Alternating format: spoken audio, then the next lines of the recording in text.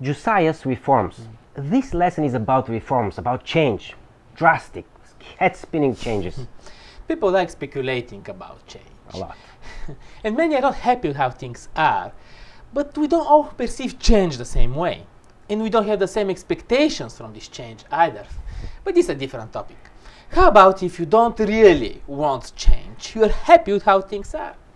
But president candidates get elected based on the promise that they will bring change in the economics and in the politics. But is that easy to change a nation like Judah? Can you stand up against a whole nation as a king like Josiah and throw all their gods, all their personal gods into the fire? That kind of a change. In the Western world, it's considered and it counts as a negative publicity, and such drastic reforms usually are a real threat for the next elections. And who wants to lose? The depressing tone of this quarter is briefly disrupted by something good in this lesson. And we have some great points in this week's study, but let's start from the overture, from Manasseh. Manasseh was a king who did much evil before the Lord. But something happened. The loss of his freedom and the humiliation that he lived through somehow refreshed the vision of his existence and his rulership. And some people do not believe in change. But I do. If I see that people make new decisions, like for example, demolishing old altars and building new ones. Manasseh was a very influential leader while he was doing this cool stuff like sorcery, idolatry, making his sons pass through fire, etc. People followed, and the disaster was humongous. He had to be shaken very strongly, but it worked. Have you ever wondered how some people can be so blind that they can't see it? I mean, come on, it's so clear. Why is it not clicking? As the author says, we see the world not as much as the world really is, but as we really are. So Manasseh changed, great. But for his son and his people, he wasn't the same influential leader anymore. Conversion, grace, these are amazing things. But there are also consequences. As good as the change the life of Manasseh was, it didn't change the life and the practices of Judah much. Mostly remained in his personal experience. But against all odds, a new king came, a new God-fearing king, the grandson of Manasseh, King Josiah.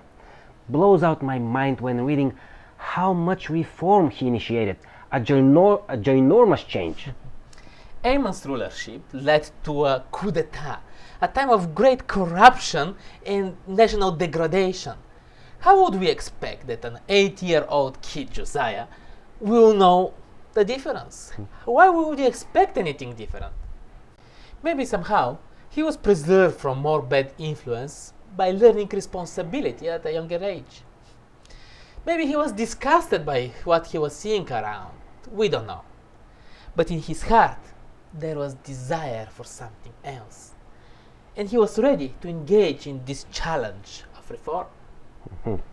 And I see three major steps that Josiah took to lead a reformation. First, he cleansed the whole land, including the temple, from idolatry worshipping.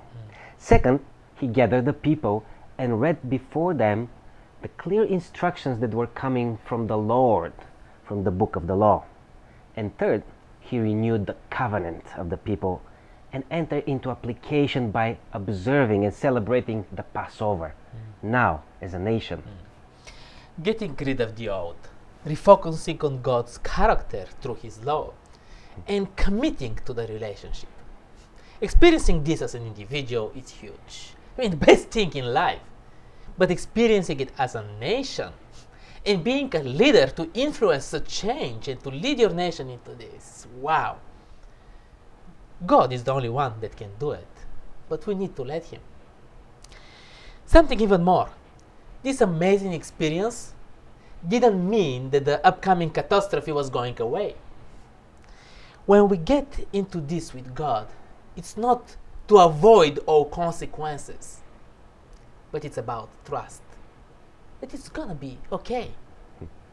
But when we think of change and reform, the excitement and the positive energy is overwhelming.